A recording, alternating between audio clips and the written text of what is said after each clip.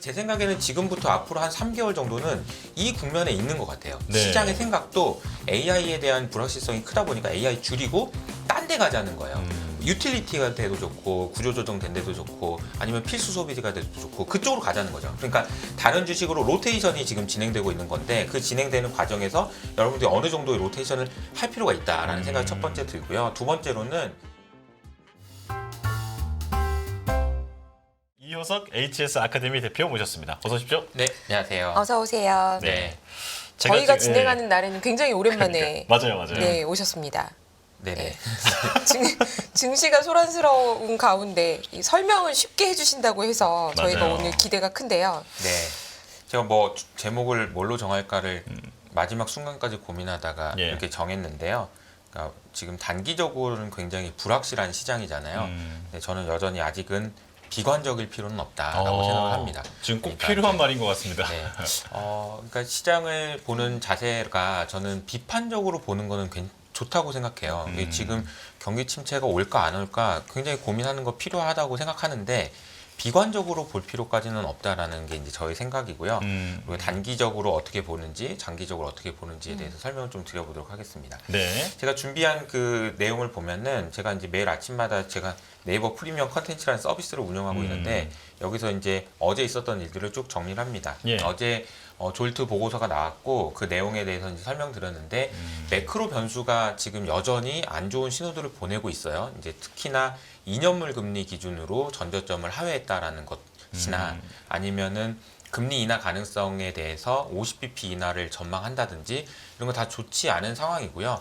이렇게 미국의 금리를 더 많이 내려야 된다라는 신호들이 나오면서 엔화가 또 다시 강세로 가고 있다는 건 역시 안 좋은 신호라고 볼 수 있을 것 같습니다. 근데 결과적으로 제일 중요한 것은 실업률이라고 생각하고 있고요. 금요일 날 발표되는 실업률이 어떻게 나오느냐가 너무너무 중요한 것 같습니다.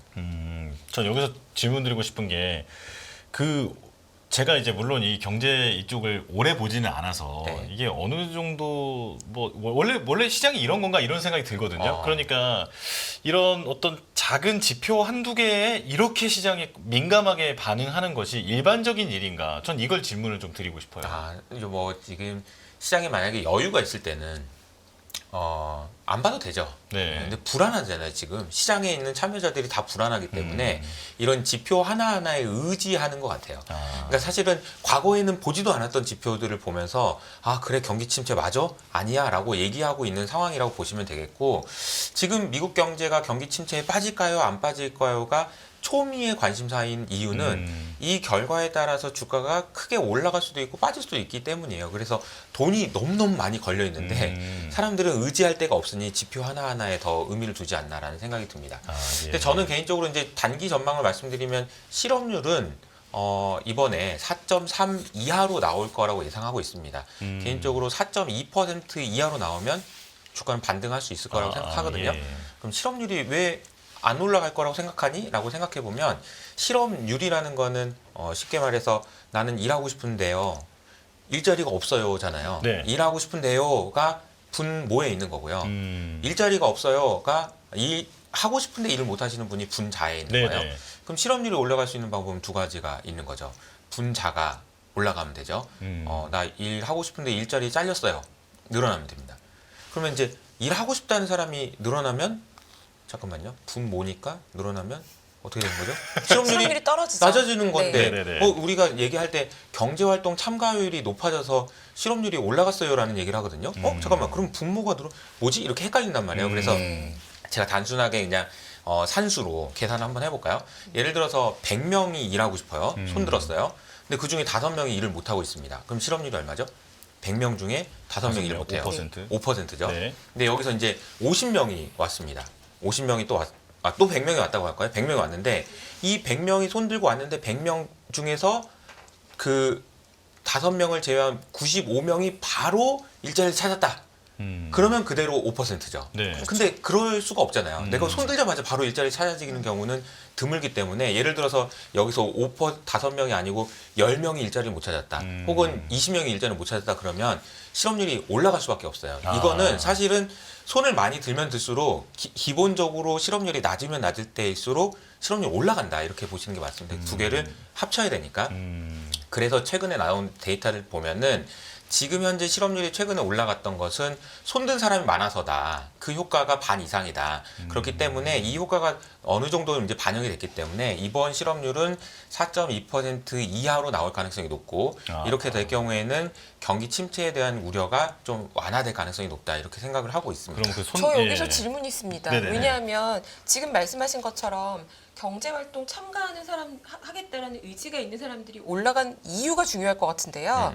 충분히 임금이 올라가고 매력적인 일자리가 창출돼서 일을 안 하던 사람들도 일을 하고 싶다라는 경우라면 지금 말씀하신 해석이 맞지만 저축이 지금 다 고갈되고 대출이 잘 안 돼서 일자리를 구하러 나와야 하는 사람이 늘어나고 있다면 이 또한 시장에서 걱정해야 되는 우려할 요인이 아닌가요? 근데 이게 노동 공급이 늘어난다는 측면에서 보면 나쁠 건 없지 않나? 저는 뭐 근데 뭐 일이 힘들어서 나오든 아니면 뭐 배불러서 나오든 뭐 그거는 상관없이 어쨌든 일자리를 손을 들고 이제 나왔다라는 것 자체는 우리가 실업률 중에서도 좋은 실업률이 있고 안 좋은 실업률을 봤을 때 해고가 많이 된다라는 건 진짜 안 좋은 거죠. 그렇죠. 그런데 손 들었다고 실업률이 올라가는 것도 안 좋은 거냐라고 생각해 보면 전자보다는 덜 안 좋은 거다라고 볼 수 있는 거고요. 네. 지금까지는 이제 그런 상황이기 때문에 이번에는 알 수 없죠. 근데 그 중에 이제 찍으라고 한다면 4.2% 이하로 나올 가능성이 높아서 네. 다음 주부터는 좀 시장이 반등할 수도 있을 것 같다는 생각이 드는데요. 예.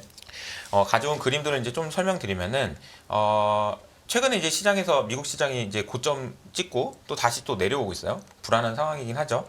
근데 좀 흥미로운 포인트는 신고가 비중이 훨씬 더 높아요. 60%고 40%죠. 근데 어떤 종목들이 신고가를 쓰고 있는지를 우리가 체크해 볼 필요가 네. 있습니다. 하나씩 점검해 보면 첫 번째 JP 모건입니다. JP 모건 주가 한번 보실까요? 2024년 한 해 동안의 주가 흐름인데 굉장히 견고하게 올라가고 있죠. 네. 이거는 제 생각에 그냥 1등이기 때문에 올라가는 것 같아요. 은행주 중에서도 1등이기 때문에 1등이라는 키워드를 기억해 보시고 두 번째는 코카콜라입니다. 한번 보실까요? 이게 진짜 주가가 굉장히 안정적으로 우상을 하고 있죠. 불안하지가 않네요. 네, 전혀 불안하지 않습니다. 와, 예. 네. 이거는 이제 가격 경자 전가라는 키워드가 있는 것 같아요. 세 번째는 3M이라는 회사인데요. 이 회사의 주가도 올해 주가가 굉장히 좋은 흐름 보여주고 있습니다. 근데 얘는 이제 키워드가 구조 조정이에요. 이제 가격 그동안 굉장히 힘든 구간을 지나면서 회사 내에서 구조 조정을 했고 그러면서 비용 절감을 했고 비용이 탄탄하면서 이제 주가가 올라가고 있는 모습을 보여주고 저기 있다는 중간에 거죠. 팍 치솟은 게 지금 어떤 최근에 상황인가요? 실적 나왔을 때 실적이 네. 워낙 서프라이즈가 나고 이게 구조조정, 턴어라운드 이런 회사들의 주가가 지금 굉장히 좋은 흐름을 보여주고 있다는 거죠. 네. 그리고 또 하나 마지막으로 이제 그런 지금 최근에 신고가를 쓰고 있는 것 중에서 저는 개인적으로는 요거는 좀 봐도 된다라고 생각하는 것 중에 하나가 이거는 유틸리티 ETF예요. 그러니까 유틸리티 섹터를 투자하고 있는 ETF입니다. 주가 흐름 한번 보실까요? 굉장히 견고하게 올라가죠. 네. 근데 이게 어떤 의미가 있냐면 저는 이렇게 생각해요. 그 최근에 있었던 이제 미국에서 있었던 일 중에서 의미 있었던 게 미국에서는 이제 전기 가격을 정할 때 여러 가지 요인들을 넣긴 하는데 그 중에서 2025년에서 2026년 사이에 전기 가격이 얼마나 될 것 같은지를 물어봐서 그걸 경매에 붙여가지고 그 결과로 나온 것을 반영을 해서 전기요금을 정해요. 10% 정도 반영한다고 알고 있는데 근데 그게 얼마나 올랐는지 혹시 아세요? 그 1년에 한 번씩 하거든요. 1년에 한 번씩. 근데 그게 800% 올랐어요. 전기 가격이. 8배요? 그 조사 8배 결과가. 올랐습니다. 네. 그러니까 이제 내년에 전기 요금이 얼마나 될 것 같아? 라는 그 베팅, 경매죠, 경매. 얼마나 될 네네네. 것 같은지. 800% 올랐고 지금 조사에 따르면 내후년에도 더 많이 오를 거라고 전망을 하고 있어요. 잘 아시는 것처럼 지금 전력망이 안 깔려서 문제잖아요. 그러니까 전력망이 안 깔리다 보니까 발전소도 안 지어지고 있어요. 그래서 미국 내에서 지금 전기화, 그러니까 일렉트리피케이션이 진행되고 있는 것은 AI 때문에도 그렇고 여러 가지 이유 때문에 가야 되는 길이에요. 그는 뭐 트럼프든 해리스든 다 동의 주장하고 있는 부분이죠. 그런데 이 부분이 진행되기 위해서 필요한 게 뭐냐? 그러면 항상 미국에서 이제 경제가 돌아가는 과정을 보면 뭔가 일을 열심히 해야 되는 애들 있잖아요. 뭔가 일을 열심히 해야 되는 기업들, 걔네들한테 돈을 몰아줍니다. 어떤 식으로 가격을 높게 줘가지고 그 가격을 높은 가격으로 니네들이 떼돈을 벌어라. 그럼 그 돈 번 거 가지고 우리 미국이 필요한 거 니네들이 해라. 이런 의미거든요. 그러니까 시장이 움직이는 과정이 그렇다고 본다면 최근에 있었던 전기요금의 800% 상승 이건 그런 의미가 있다라는 거죠. 그리고 이제 유틸리티 회사들이 주가가 올라가는 거는 그런 배경이 있는 거고 이 회사들이 아마 내년에 내후년에 굉장히 많은 돈을 벌 가능성이 높다. 그리고 그 회사들이 무엇인가 계속해서 투자를 할 것이다. 발전소가 됐든 전압기가 됐든 그러니까 그리드를 까는 망이 됐든 이 부분은 좀 의미가 있다라고 저는 생각합니다. 그래서 제가 이제 서두에 말씀드린 게 지금 시장이 흔들리고 있어요. 그래서 뭐 우리 모든 관심은 엔비디아가 어떻게 되느냐 하고 그리고 뭐 경기 침체 오냐 안 오냐에 있지만 단기적으로 봤을 때 이렇게 주가가 좋은 애들이 있다는 얘기예요. 그리고 그 키워드를 체크해 보면 1등 하는 애들, 구조 조정하는 애들, 가격 전가하는 애들 그리고 이렇게 지금 유틸리티처럼 특별한 투자 포인트가 있는 애들 이런 쪽은 여전히 괜찮다라고 생각할 수 있다는 거죠. 그래서 비관할 필요는 없다. 네, 그래서 지금 시장이 만약에 경기 침체를 진짜로 걱정하고 있다면 이런 애들도 없을 거예요. 근데 그런 상황은 아니다라고 생각할 수 있다는 거죠. 네. 자, 그리고 이념물 금리라고 앞서 이제 중요하다고 말씀드렸는데 네. 이념물 금리 흐름을 보시면 굉장히 좀 많이 빠졌죠. 마지막에 이제 많이 빠지는 모습을 보여주고 있습니다. 그리고 엔화도 지금 143엔까지 내려와서 지난번에 있었던 저점을 지금 위협하고 있는 수준이에요. 근데 엔화가 이렇게 강세로 가면 많은 분들이 걱정하시는 게 엔캐리 트레이드의 청산이잖아요. 네. 그 엔캐리 트레이드가 청산된다는 로직은 어떤 로직이냐면 쉽게 설명드리기 위해서 우리 서학개미로 가정해 볼까요? 우리 서학개미들이 미국 주식에 투자했어요. 미국 채권에 투자를 했어요. 근데 원화가 계속 강세가 되는 거야. 기분이 나쁘죠. 뭐 돈 번 거 같은데 원화로 환산해 보니까 이거 뭐야? 이런 네. 상황이 된단 말이에요. 그러면 그냥 미국 주식 팔고 한국 주식으로 들어올까? 라는 질문에 대해서 그래야 되겠다라고 한다면 엔캐리 트레이드가 청산되는 거예요. 네네. 그런데 그게 아니고 그러면은 미국이 더 좋아, 한국이 더 좋아, 미국이 더 좋아, 일본이 더 좋아 이렇게 질문을 했을 때 그래도 미국이 낫지 않나?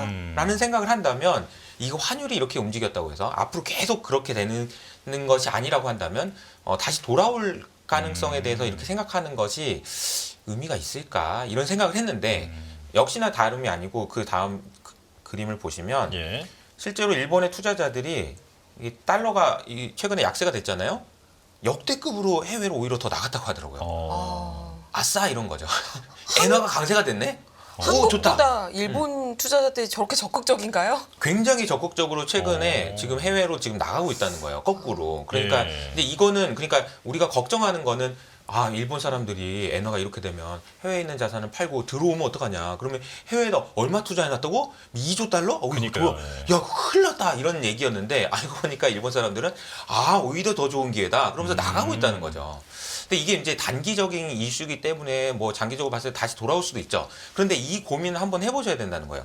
이 질문에 대해서 미국이 더 좋아? 장기적으로? 아니면 일본이 더 좋아? 그 질문에 대한 답이 일본이라고 확실하게 모든 사람이 생각하지 않은 이상 우리가 걱정하는 엔캐리드 트레이드의 청산 이런 일들은 나타나기가 쉽지 않다라는 생각이 좀 듭니다. 근데 여전히 이제 대선 불확실성이 있죠. 그리고 네. 대선 불확실성 중에서도 트럼프와 해리스가 너무나도 박빙이라서 이게 기업들 최근에 이제 제조업 지수의 세부 항목들을 보면 기업들이 다 일단 뭐 경제가 그렇게 나쁜 것 같진 않은데 대선 끝나고 나서 좀 뭔가 결정하려고요 라고 대답하는 사람들이 많았어요. 근데 사실 이런 사실 자체가 경제가 좀 슬로우하게 만드는 그러니까 활발하게 만들지 않는 그런 효과들이 있어서 이게 대선 불확실성에 영향을 줍니다. 네, 그래서 이 그림을 한번 보시면은 단기적으로 이제 검정색 선이 미국 대선이 있었을 때고요.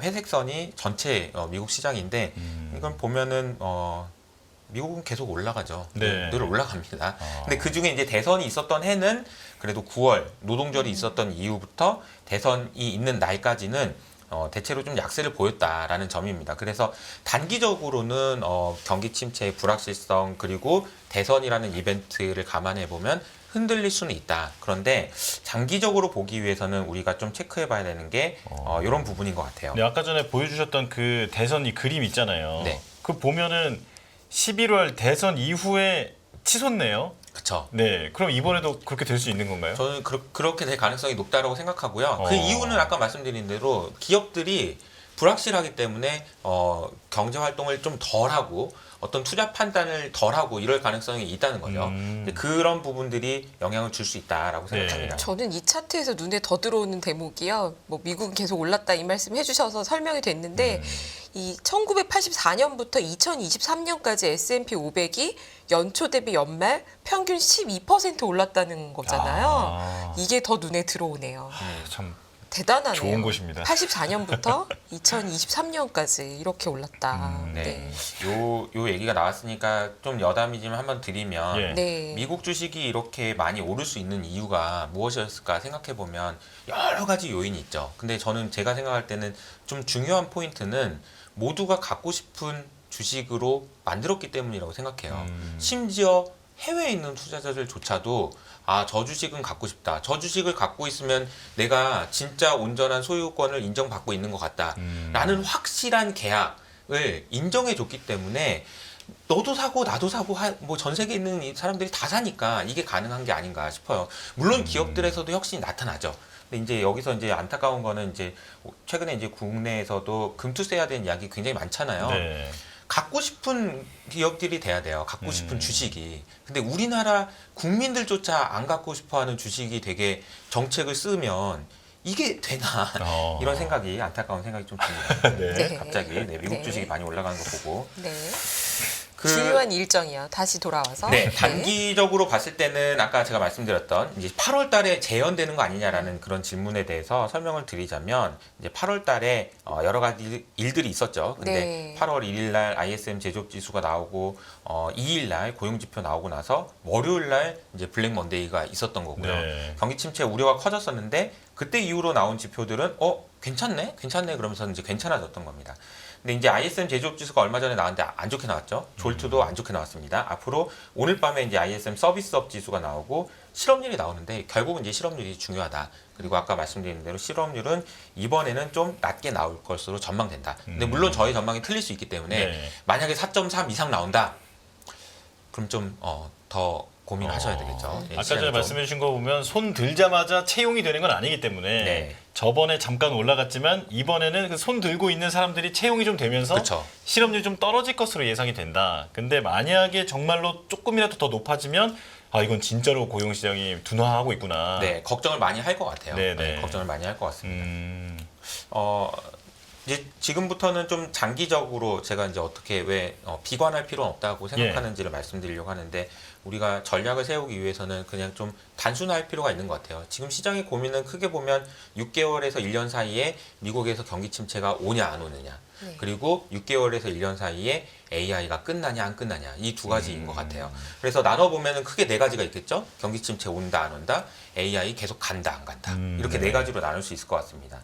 그러면 제가 생각할 때는 이 시나리오에 따라서 첫 번째 소프트 랜딩인데 AI가 계속 간다? 이건 걱정할 필요가 없습니다. 그냥 가던 대로 가면 돼요.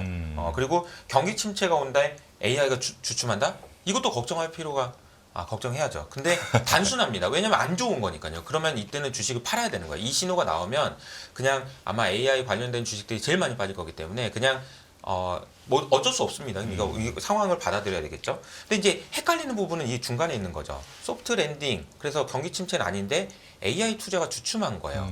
그래서 제 생각에는 지금부터 앞으로 한 3개월 정도는 이 국면에 있는 것 같아요. 네. 시장의 생각도 AI에 대한 불확실성이 크다 보니까 AI 줄이고 딴 데 가자는 거예요. 유틸리티가 돼도 좋고 구조조정 된 데도 좋고 아니면 필수 소비가 돼도 좋고 그쪽으로 가자는 거죠. 그러니까 다른 주식으로 로테이션이 지금 진행되고 있는 건데 그 진행되는 과정에서 여러분들이 어느 정도의 로테이션을 할 필요가 있다라는 생각이 첫 번째 들고요. 두 번째로는 만약에 이제 경기 침체, 근데 너무너무 심각한 경기 침체는 아니라는 가정하에 그 경기 침체가 왔는데 AI는 계속 간다라고 한다면 이건 어떤 시나리오냐면 다른 주식이 모두 안 된다는 가정입니다. 그러니까 모두 안 되기 때문에 근데 AI는 계속 가는 거죠. 이러면 이제 AI 버블이 나오는 거죠. 드디어 이제 많은 분들이 AI에 대해서 이야기도 많이 했고 저도 많이 했지만 이런 질문을 해보면 과연 AI가 이렇게 그냥 끝날까? 그 난리 치고 그 빅테크들이 뭐 돈을 쓰고 막 난리가 났는데 이대로 끝날까? 아닐 것 같은데 버블이 한번 오진 않을까라는 생각을 한다면 이 버블의 시나리오는 경기가 오히려 더 안 좋아지는데 AI만 가는 그런 시나리오라는 거죠. 그래서 이 두 가지 가능성이 저는 있다라고 생각하고 지금은 위에 있는 쪽 그래서 이제 다른 주식으로 로테이션을 어떻게 하는지에 대한 고민 혹은 그냥 아예 현금을 좀 비중을 가져가시는 전략 이런 게 필요한데 결과적으로는 AI 버블로 갈 수 있는 가능성도 여전히 남아있다라고 저는 생각을 하고 있습니다. 예. 기준금리를 낮추면 경기 침체가 온다는 얘기를 많이 하고 이제는 많은 분들이 그거를 사실인 것처럼 이제 받아들이고 계셔서 제가 한번 그림을 그려봤어요. 예. 이거 이제 저희 채널에서 손으로 쓰고 한 땀 한 땀 네, 그리셨군요. 직접 그리신 거예요? 네, 이거를 제가 네. 요 그림으로 보면 잘 감이 안 와서 제가 요걸로 한번 그려봤습니다. 요걸 보시면은 어떤 느낌이 드세요? 두 가지를 제가 적어놨는데 첫 번째는 이게 노란색이 이제 경기 침체거든요. 옛날에는 촘촘했죠. 지금은 듬성듬성. 그러네요. 그러니까 이게 무슨 얘기냐면 경기 침체의 주기가 길어졌다는 겁니다. 옛날에는 자주 있었어요. 근데 지금은 길어졌다. 두 번째, 흰색 선이 연준이 기준금리거든요. 기준금리 진폭을 한번 보세요. 1970년대는요. 13%에서 5%로 낮췄다가 17%로 올렸다가 9%로 낮췄다가 19%로 올렸다가 이런 식입니다. 네. 지금은 그렇지 않잖아요. 그러니까 지금 이 두 가지 관점에서 보면 경기 침체의 주기가 길어졌다라는 점, 그리고 연준의 기준금리 진폭이 커졌다는 점, 이거를 기억해 보실 필요가 있는 것 같아요. 첫 금리 인하한 이후로 경기 침체가 있었던 경우 많아요. 그쵸? 실제로도 많습니다. 네. 소프트 랜딩하고 그냥 없었던 적 별로 없어요. 근데 이제 특징을 보면은 하드 랜딩으로 이어졌을 때는 여지없이 공통점이 하나 있는데 그게 유가라는 거예요. 아.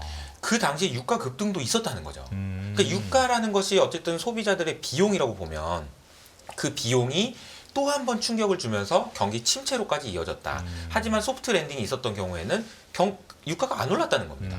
그러니까 이게 그 얘기를 설명해 드리기 위해서 1973년을 봤어요. 79년을 봤습니다. 그러니까 제가 이제 이때 얘기를 하는 거는 물론 뭐 옛날에 이랬으니까 저런다 뭐 할 수 있죠. 근데 제가 보기에는 이거 의미가 없어요. 이 얘기를 하는 것 자체가. 근데 그렇게 설명드리기 위해서 그때 무슨 일이 있었는지 잠깐 설명드리면 73년 4차 중동 전쟁이 있었습니다. 그리고 유가가 3불에서 12불까지 올랐어요. 4배 올랐어요. 4배. 예. 그러니 경기 침체가 안 올 수가 없죠. 유가가 4배 올랐다니까요. 근데 그때 무슨 일이 있었냐면요. 요 분이 이제 카다피라는 분인데 네. 이제 리비아죠. 여기서 그 당시까지만 해도 중동에서 기름을 서방 국가에서 가져갈 때 반띵하자 이랬거든요. 근데 이제 이분이 이제 나가서 안 돼. 55% 내놔. 그러면서 이제 처음으로 중동에서 목소리가 커지기 시작할 때예요. 근데 이 중동에서 목소리가 그러면 1차, 2차, 3차 전쟁 때는 안 컸는데 4차 전쟁 때에서 왜 커졌을까? 중동이 힘이 세졌을까? 그것도 있지만 또 한 가지 중요한 포인트는 뭐냐면 이 그림에 옆에 있는 글로 써져 있는데 미국에서 그동안에는 좀 여유가 있었어요. 근데 이때쯤 되면요. 여유가 없어집니다. 기름을 다 생산해야 돼. 그러니까 지금 미국에서 이제 제가 그림을 하나 가져왔는데 요 그림 한번 보실까요? 1970년대 미국의 수요가 공급을 한번 보시면요. 원유의 수요가 이때부터 급증하기 시작합니다. 근데 공급은 줄어들어요. 그러네요. 수입을 더 많이 해야 되는데 이게 이제 미국이 쫄리고 있다는 걸 보니까 카다피가 야 반띵 안 되고 나 더 내놔 이런 얘기가 있을 수 있고 그런 와중에 전쟁이 나니까 어떻게 됐다고요? 그러니까 유가가 4배 올랐다고요. 네. 네. 그때 상황이랑 지금은 너무 다른 상황이라는 거죠. 네. 그리고 이제 79년을 보시면은 79년에는 진짜 많은 일들이 있었습니다. 2월 달에 이란 혁명이 일어나요. 그래서 이란이 친미에서 친반미로 바뀌고 미국 말을 안 듣기 시작합니다. 네. 그리고 79년 3월 달에는 미국에서 원전 사고가 나요. 야, 그러니까 이거 원전이 큰일 났다 이거. 이런 얘기가 나오고 79년 3월에는 또 제가 태어나기도 한 해인데 또 79년이 굉장히 중요한 해라는 거죠. 정말 갑자기 중요하네요. 나이를 공개하시네. 갑자기, 네. 79년 11월에는 이란에서 미국 대사관을 인질로 잡습니다. 1년 이상 이거 끌고 가요. 사우디 대사관에서도 또 이런 일이 일어나요. 그러니까 이제 야 이란도 말을 안 듣는데 사우디도 말을 안 들을 수 있겠다 이런 이야기가 나오면서 유가가 이제 이 그림에서 보시는 것처럼 14불에서 36불까지 올라가요. 자, 그러니까 아까 제가 보여드렸던 요 그림에서 경기 침체 있었어요. 근데 이건 유가 영향이 있었다는 거죠. 그러면 제가 다 말씀드릴 수가 없어서 1990년대에는 뭐가 있었냐? 걸프전이 있었고요. 2000년대 초반에는 뭐가 있었냐? 이라크 전쟁이 있었습니다. 그리고 2006년, 7년 때는 중국 때문에 유가가 200불 간다는 얘기가 나왔을 때였어요. 그렇죠. 그러니까 사실 이런 비용 부담이라는 것을 감안해서 이 그림을 다시 보시면 지금 상황은 어떤가를 생각해 볼 필요가 있다는 거죠. 지금 상황은 어떤가? 이 그림입니다. 자, 미국에서 수요가 뭐 공급이 이렇게 됐다고 했는데 수입과 수출을 보시면 미국은 엄청나게 원유를 수입을 많이 하던 국가에서 지금은 순수출하는 국가로 바뀌었습니다. 네. 그러니까 쫄리지가 않는다는 거죠. 야 반띵하자. 아 됐어. 이런 얘기를 할 수 있는 그런 상황이에요. 그때랑은 분위기가 많이 다르다. 그러니까 미국의 여유가 충분히 있는 상황이다라는 거고요. 또 한 가지는 그러다 보니까 이제 미국에서 전략 비축률을 지금 다 방출해 버렸죠. 예. 네. 원래 전략 비축률이라는 거는 미국의 순수입 금액의 그러니까 원유량의 90일치를 가지고 있어야 된다. 또 쟤네들이 이상한 짓을 할 수 있으니 였는데 지금은 다 방출해 버렸어요. 의미가 없거든. 그리고 유가가 어떻게 됐죠? 지금 다 내려오고 있잖아요. 네. 오펙 플러스가 어쩌고저쩌고를 떠나서 지금은 유가가 상방으로 쭉 열려 있다라고 보기는 좀 어렵다는 겁니다. 그럼 제가 서두에 말씀드렸던 야 금리를 처음 인하할 때는 맨날 경기 침체가 오더라. 맞죠? 네. 진짜로 맞았어요. 근데 다 보니까 항상 유가가 올랐더라라는 거예요. 그때마다 거의 100%씩 유가가 오르니까 그 부담을 이기지 못하고 미국에서도 경기 침체가 왔는데 지금은 그러냐? 그러면 전혀 그런 상황이 아니다라는 거죠. 대표님 여기서 궁금한 게 그러면 유가가 어찌 경기 침체가 왔을 때 보니까 유가가 올라갔다는 거잖아요. 네. 그러면 이게 이제 그 경기 침체가 와서 유가가 올라간 건지 혹은 유가가 어떤 이유로 인해서 올라간 다음에 경기 침체를 불러온 건지 그 둘 다 맞물려 있겠죠. 네. 어떤 것 때문에 그렇다기보다는 유가는 독립 변수로 올라간 거잖아요. 지정학적인 불안이 있고 서로 이제 여러 가지 요인들 때문에. 근데 지금은 그럴 수 있는 상황은 아닌 것 같다라는 게 이제 저의 생각이고 예. 비슷한 그림이 또 여기에도 있습니다. 이 그림은 뭐냐면은 미국에서 원유를 수입하다가 수출하면서 유가가 안정된다라는 말씀드렸는데 이거는 중국에서 자동차를 수입하다가 이제 수출한다는. 그러니까 지금 자동차. 요즘에 보면요, 예. 미국의 이제 물가를 보시면 독일의 상황은 제가 시간이 없어서 말씀을 못 드리고 미국의 상황을 보시면 다른 건 모르겠는데 내구재의 물가는요 정말 많이 낮아지고 있습니다. 이 녹색 선인데요. 이게 왜 그러냐? 중국에서 워낙 수출을 많이 하기 때문이죠. 중국에서 수출을 많이 하고 이미 공급 과잉인데 또 공장을 지어가지고 제조업을 더 해라 그러면서 공급 과잉이 된단 말이죠. 그런데 지금 미국에서 또 공장을 짓고 있잖아요. 그럼 장기적으로 봤을 때는 이거는 내구재와 관련돼서는 굉장한 디플레이션 압력이 있다라고 볼 수 있다는 거죠. 그래서 많은 분들이 연준에 대해서 생각하실 때 연준이 쓸 수 있는 카드가 뭐가 있어? 라고 생각하실 텐데 개인적으로는 요 생각입니다. 이 그림을 보시면 과거에는 아까 제가 말씀드릴 대로 금리의 진폭을 보시면 이렇게 올렸다가 이렇게 내렸다가 난리 났다고 했잖아요. 요걸 이제 표현한 것이 샤워실의 바보들이라는 표현이죠. 그래서 야 경제가 시켜야 된다 그러면서 이제 막 뜨거운 물을 하려고 그랬더니 왜 뜨거운 물이 안 나오지? 그러면서 이렇게 오른쪽으로 돌리다 보면 뜨거 이럴 때 있잖아요. 예, 그러다가 이거 차가워 뜨거워 이렇게 돌리면 차가워 이렇게 되는 이게 딱 그런 모습을 보여주고 있다는 거죠. 그런데 그런 상황이랑 지금이랑 비교해 보면 연준은 굉장히 안정적으로 지금 경제를 운영하고 있다라고 볼 수도 있는 거예요. 물론 파월 욕하고 싶고 뭐 왜 그걸 물가를 못 잡아서 지금 이렇게 있죠. 그러나 과거하고는 비교할 수 없는 상황이라는 겁니다. 그러니까 과거에 금리를 내렸을 때 뭐 항상 경기 침체가 왔다라는 그 논리를 이렇게 보면 또 반박할 수도 있지 않나. 그러니까 비관적으로 볼 필요는 없다는 거예요. 그러면 연준이 쓸 수 있는 카드가 뭐가 있는데요? 많죠. 엄청나게 많습니다. 잘 보실까요? 왼쪽에 있는 그림은 뭐냐면은 연준에서 지금 연준이 가지고 있는 자산을 얼마나 줄였는지를 보여주고 있는 그림입니다. 역대급으로 많이 줄였어요. 그러니까 지금 체력이 되게 많다는 거예요. 부양을 한다, 경기가 안 좋아진다, 할 수 있는 카드가 진짜 많아요. 금리도 지금 높아진 상황이고요. 돈 더 쓸 수도 있는 겁니다. 근데 인플레는 어떻게 돼? 지금 중국에서 공장이 남아돈다니까요. 인플레 걱정을 물론 해야 되지만 쓸 수 있는 카드는 여전히 남아있다. 그리고 오른쪽에 이제 21세기 경제정책이라는 책이 있는데요. 지금의 연준은요. 20세기 연준이 아니에요. 21세기 연준에 대해서 알고 싶으면 이 책을 보시면 되는데요. 어마어마하게 많은 준비가 돼 있습니다. 네. 이미 어떤 경기 침체가 올 것 같으면 뭐 할 수 있는 그런 여지들이 굉장히 많아서 제가 서두에 말씀드렸던 제목이죠. 비관할 필요는 없다는 거예요. 비관할 필요는 없다. 네. 그 말씀을 좀 드리고 싶습니다. 지금 최근의 흐름이 경기 침체가 올 것이냐에 대한 어떤 두려움이 많이 있었는데 이제 그런 부분에 대해서 유가와 또 이제 연관을 지어서 과거 사례를 통해서 좀 봤을 때는 그렇게까지 비관적인 상황은 아니다 이렇게 말씀해 주신 건데 그러면은 저는 이제 국내 투자자의 입장에서 이렇게 질문을 드려보고 싶은데 오늘도 이제 삼성, 하이닉스 다 빠지지 않았습니까? 네. 그렇다면 AI 관련돼 있는 주식에 투자하고 있는 사람은 어쨌든 그 종목만 보일 거 아니에요? 맞아요. 비관적인 상황이지 않을까요, 지금? 네. 제가 이 질문에 덧붙여서 같이 여쭤보고 네. 싶은데요. 앞에서 그 4가지 시나리오를 말씀하셨잖아요. 음. 경기 침체의 여부와 그러니까 소프트 랜딩이냐 하드 랜딩이냐 네. 요 변수 하나랑 AI 버블이냐 버블이 꺼지느냐 더 가느냐 여기서 이제 경기 침체에 대해서는 연준이 쓸 수 있는 카드가 남아있다. 동의할 수 있습니다. 그리고 실업률에 대한 것도 일정 부분 감안할 수 있을 것 같아요. 근데 여기서 핵심은 AI가 지금 현재 버블이냐 아니냐를 어떻게 판단하냐라는 거죠. 어떻게 보시나요? 판단하기가 매우 어려운 것 같고요. 네. 위기 그리고 이제 AI가 끝났다 이런 이야기들도 충분히 설득력이 있는 것 같아요. 네. 근데 이제 저는 안 끝났다라고 보고 있고요. 노이즈들이 계속 있겠지만 안 끝났다라고 보고 있는데 그냥 간단하게 설명드리면 3가지예요. 첫 번째는 AI와 관련된 기업들이 투자를 멈추냐예요. 네. 근데 아까 제 생각엔 점점 더 비이성적으로 행동할 가능성이 높다고 봐요. 구글의 CEO가 했던 얘기가 굉장히 이슈가 됐잖아요. 나는 과소 투자하는 것보다 과잉 투자하는 게 낫다라고 생각한다. 왜? 내가 여기서 지는 나는 죽겠다. 나는 그냥 파산하는 게 나을 것 같다. 라고 얘기해. 매우 비이성적이죠. 그런 얘기를 한다는 것 자체가 투자를 계속 할 가능성이 높다는 겁니다. 그럼 투자자는 어떠냐? 이성적이었어요, 그동안. 제가 보기에는 엔비디아 주가 오른 건 굉장히 이성적으로 올랐어요. 주가 실적 오른 만큼 올랐죠. 근데 제가 이제 AI 버블이라고 한 이유는 버블은 비이성적이에요. 네. 비이성적인 상황으로 갈 수 있는지 여부를 보는 게 중요한데 투자자들도 얼마든지 비이성적으로 갈 수 있다라고 생각을 하는데 뭐 안 갈 수도 있죠. 근데 그 이유가 이제 여기 이 그림에 있는 MMF예요. MMF의 돈이 지금 6.6조 달러가 있어요. 이 돈이 어디로 가는지가 굉장히 중요합니다. 이 돈은 그동안에 미국 주식이 오를 동안에도 아니야 괜찮아. 뭐 엔비디아 뭐 없어도 돼. 왜?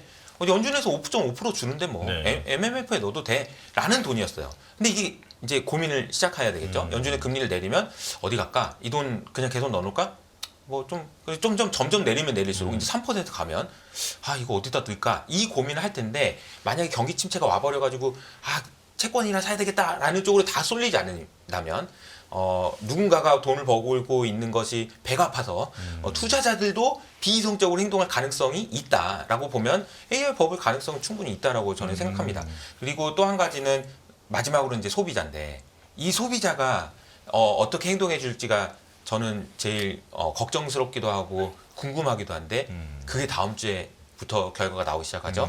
애플에서 신제품이 나오는 것에 대해서 네. 우리 서두에 이야기도 했지만 과연 얼마나 많은 사람들이 AI 때문에 무엇인가를 더 사냐, AI 때문에 무엇인가를 오버페이 할 수 있느냐, 이 부분이 제일 어려운 숙제인 것 같아요. 이것을 넘어서는 것이 확인되면 애플의 주가가 뭐 신고가를 가든 뭐 이런 모습들이 나타나고 그러면 투자자든 기업이든 비이성적으로 행동할 가능성이 있다. 그럴 가능성이 있다는 겁니다. 그래서 근데 버블에 대해서 이야기할 때 저는 조심스럽게 말씀드리고 싶은 거는 버블이 온다라고 올 가능성이 있다라고 말씀드렸지 온다라고 말씀을 못 드려요. 네. 버블을 아무도 예상할 수 없기 때문에요. 그래서 거기에 대해서 베팅하고 투자하기보다는 가능성을 열어놓고 이제 계시는 게 맞지 않나라고 생각을 합니다. 네. 저 쏙 빠져서 얘기를 듣다 보니까 시간이 벌써 이렇게 지나가세요. 여기서 바로 인사드려야 될 것 같습니다. 자, HS 아카데미 이효석 대표와 함께했습니다. 고맙습니다. 네. 감사합니다. 안녕하세요. 이승입니다. 더 많은 영상을 보고 싶으신 분들은 화면 오른쪽에 있는 구독 버튼을 눌러주시기 바랍니다.